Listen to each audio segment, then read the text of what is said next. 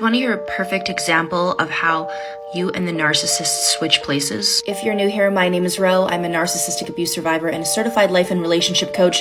And every day I hear of examples of how you and the narcissist eventually switch places. I call it the Great Exchange. Have you ever had this moment in your relationship with a narcissist where you would say something and they would completely ignore you? They wouldn't even acknowledge a thought that you had. You know, you'd be sitting on the couch saying, hey, that looks like Robert De Niro. And they will just look at you and they'll shrug their shoulders and ignore you. And then from that moment on, all you're trying to do is get their attention with everything you do and say. So they do this to punish you. They do this to shut you out. They do this to give you silent treatment. And it urges you and gives you this craving to want to be impressive to them, cool for them.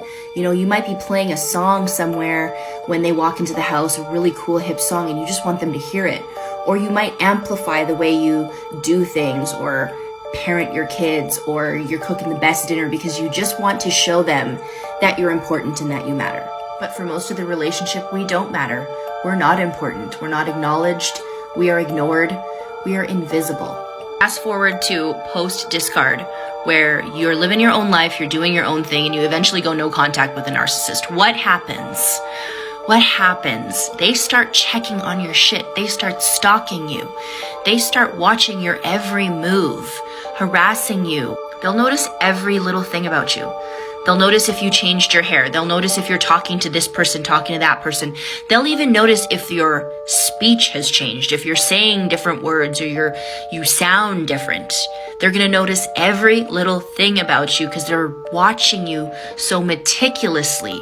They become obsessed with you. And now they move to trying to get your attention. That obsession becomes, please look at me, watch me, look at me. And they'll do all these crazy little things. They'll start calling you from fake numbers. They'll start harassing you. They want to get your attention, to get your reaction. When you go no contact with a narcissist, all they want to do is get in contact with you.